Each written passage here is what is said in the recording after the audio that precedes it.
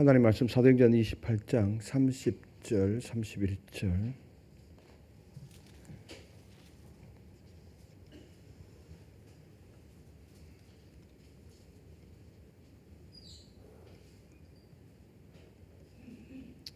이 두 절이기 때문에 한 목소리로 같이 읽도록 하겠습니다.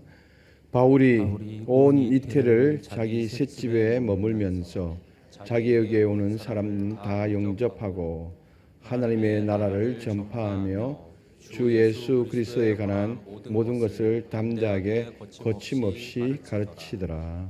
아멘. 주일 저녁 찬양 예배에 참석하고 계신 판교 성정과 각 처소에서 온라인으로 함께 하고 계신 성도님들을 환영하고 축복합니다. 예배를 사모하는 여러분에게 하나님이 도와주시는 은혜가 오늘 또 있기를 소망합니다. 우리 인사 나누십시다. 권사님, 집사님, 장로님 보배십니다.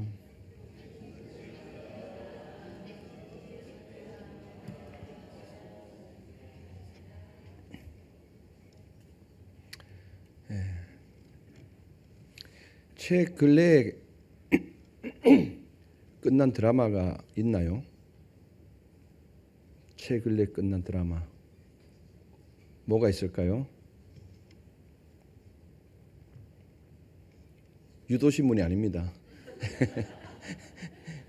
진심으로 물어보는 겁니다.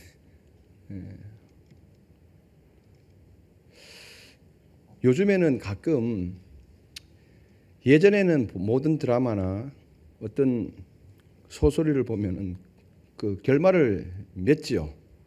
어떻게 해서 행복하게 살았더라. 아니면 악인은 처벌당하고 의인은 그 어려움을 극복해서 성공했더라. 이런 식으로 결말을 맺고 있죠. 근데 요즘 드라마나 영화를 보면은 결말을 열어두는 경우가 있습니다. 오로지 시청자의 몫으로 결말을 끝을 내지 않고 그냥 열어둡니다. 시청자가 알아서 자기의 생각대로 그 결말을 맺으라고 열어두는 경우가 있죠. 소설을 읽어도 역사서나 전기를 읽어보면은 결말은 있었죠. 제가 어릴 때 전래동화를 보면은 끝에가 행복하게 살았더라. 뭐 이런 식으로 엄마 아빠와 함께 행복하게 살았더라. 결말을 꼭 두고 있습니다. 결말을 안 두니까 신경질이 나더라고요. 그 뒤에가 어떻게 되는지 궁금하잖아요. 오늘 말씀 사도행전 마지막 장 마지막 절을 우리가 읽었습니다. 오늘로 사도행전은 책을 띄게 됩니다. 책거리를 해야 되죠. 누구 떡 해오실 분 계시나요? 다음 주에 사도행전 책거리로 떡을 해서 돌렸으면 좋겠습니다. 마지막 장 마지막 절을 보는데 어딘가 신약 성경의 책들과는 좀 다릅니다. 대부분의 신약 성경을 읽어보면 끝쪽에 거의 결말을 다 맺습니다. 바울이 쓴 서신들을 보면은 거의 대부분이 끝에 인사로 끝나죠. 평강이 있기를, 평강이 있을지어다. 아니면은 자기와 함께 수고한 사람들의 그 명단을 쭉 이야기하면서 감사의 뜻을 전하고 끝에는 은혜와 평강이 있기를, 이렇게 해서 결말을 보게 되죠. 결말을 다 해놨습니다. 근데 사도행전 마지막 절 한번 다시 볼까요? 하나님의 나라를 전파하며 주 예수 그리스도에 관한 모든 것을 담대하게 거침없이 가르치더라. 그래서 어떻게 되었는데 이게 없는 거예요. 지금 사도 바울은 감옥에서 풀려났는지 아니면 죽었는지 이야기가 없고, 그러면 로마에서 복음이 이렇게 많이 전파되는데 로마는 어떻게 되었는지 결말을 없죠.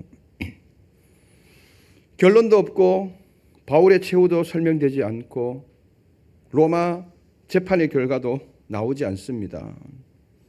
짧은 두 구절은 이렇게 말하며 끝이 나죠. 모든 것을 담대하게 거침없이 가르치더라. 오로지 이 결말은 교회의 몫이며 우리 성도들의 몫입니다. 여러분들이 지금 이 결말을 써내려가야 되는 거죠.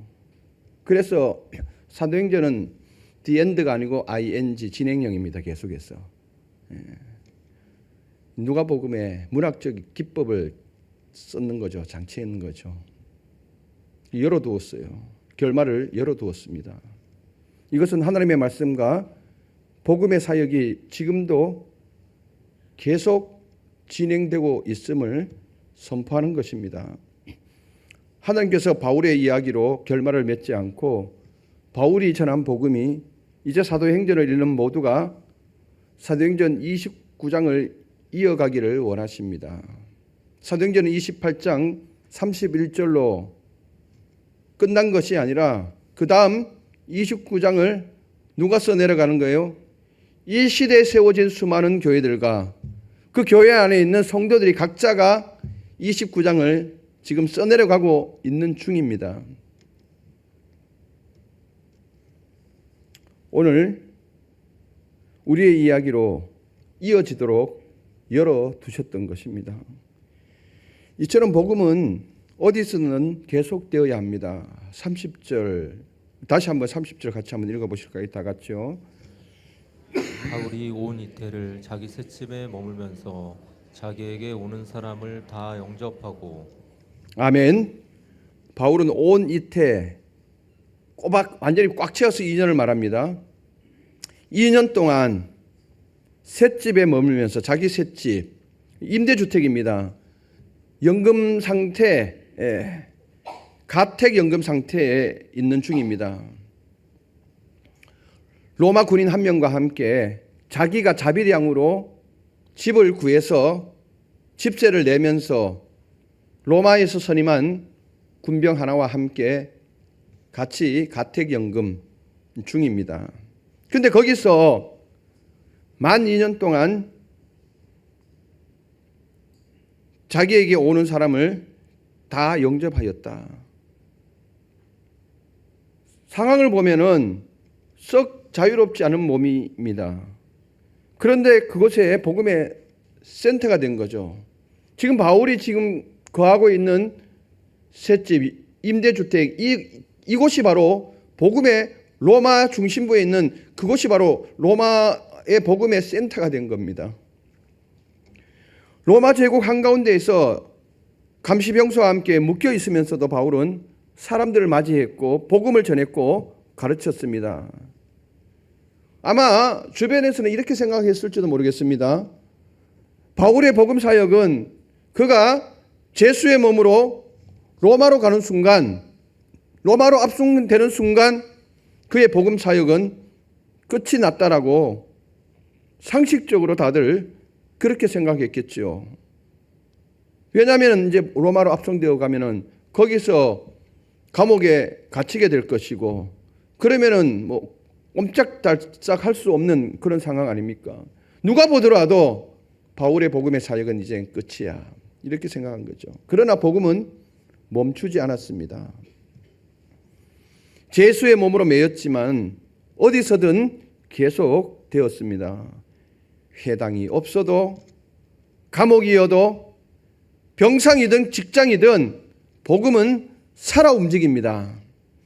나는 결박되어져도 복음은 결박되지 않습니다. 할렐루야. 여기에 대해서 성서신학자 더글라스 문은 이렇게 말하는 거죠.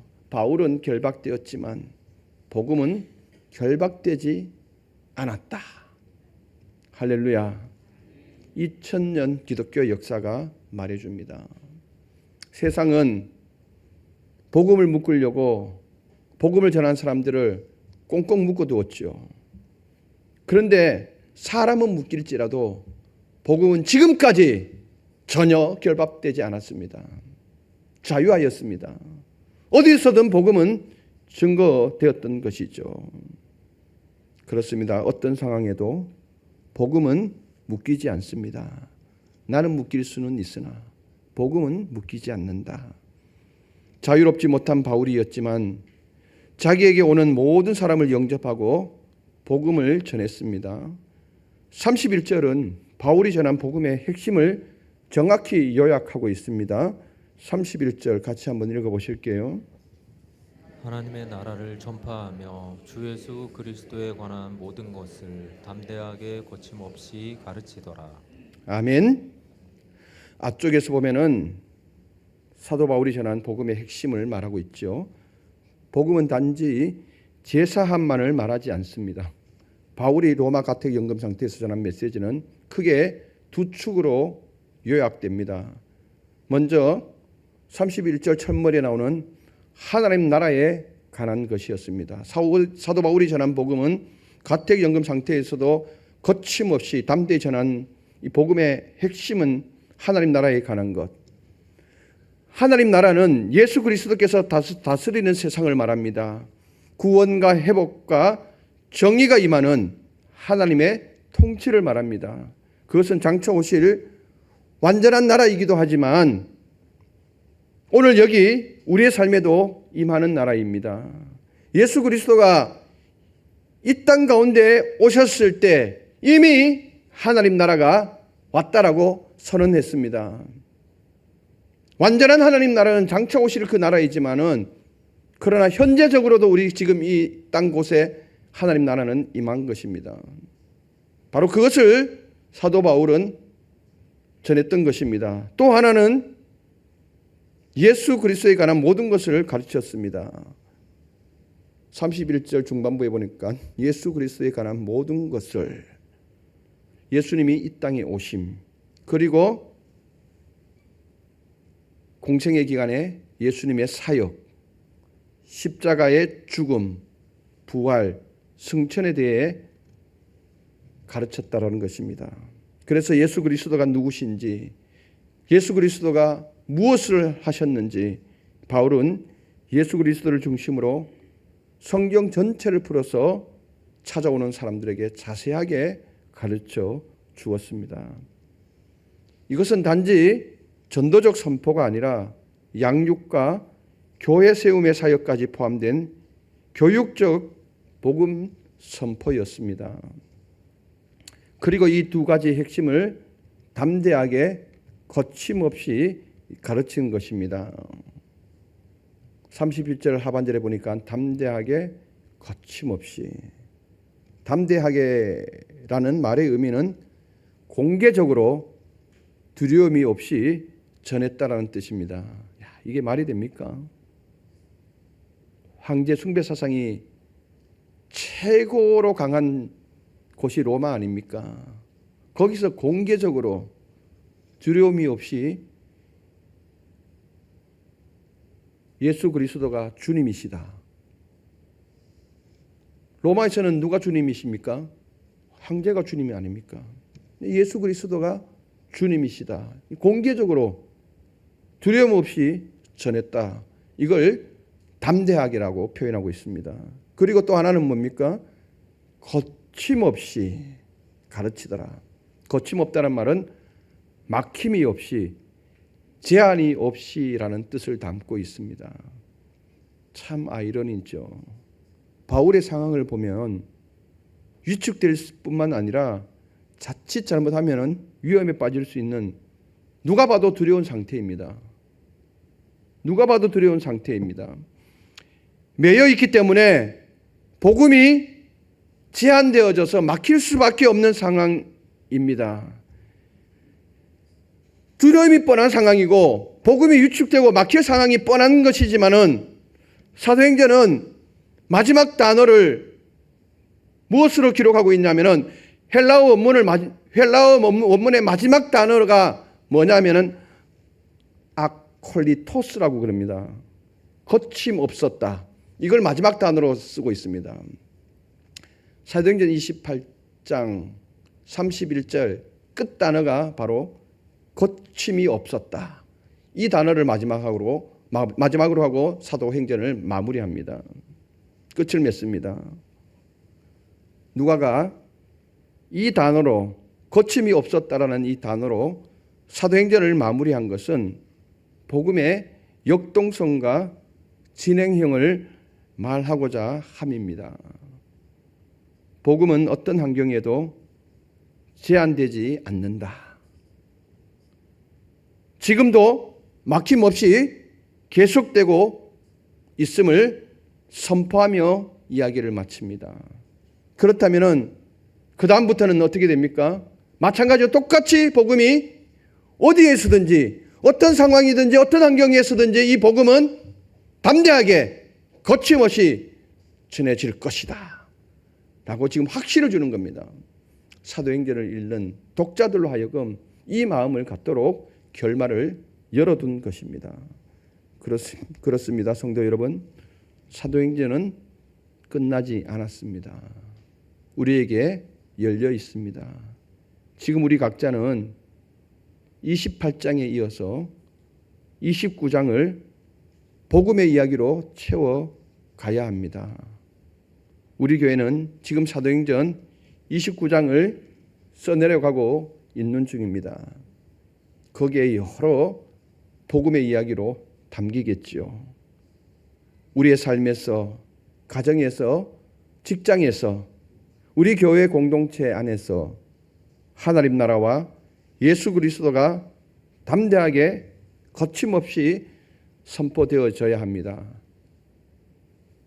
그리고 그 이야기들이 29장으로 연결되어야 합니다. 사도행전에 열린 결말은 독자들에게 복음의 증인이 되라는 초청입니다.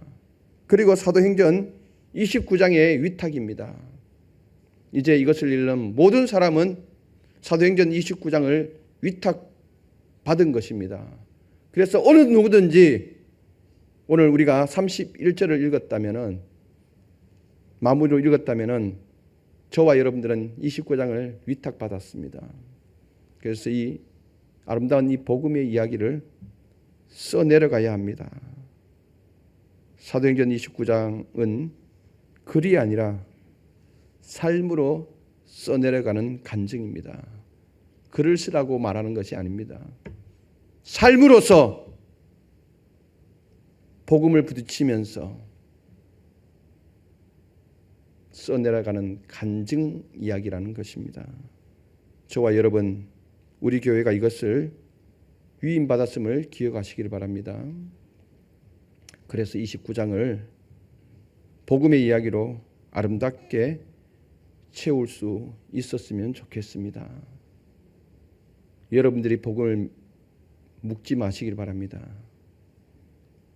간혹 가다가 자칫 잘못하여서 복음은 절대 매이지 않는데 신앙인이 복음을 묵는 경우가 있습니다.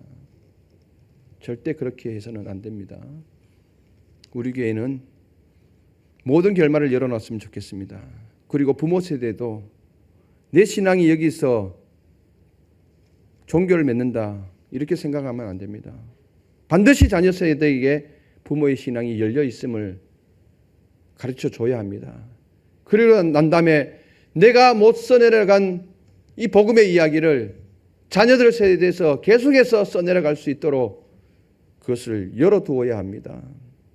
오늘 사도행전 28장을 마무리하면서 여러분, 우리 교회는 29장을 쓰라는 위탁을 받았습니다. 글을 쓰라는 것이 아니라 뭐라고요?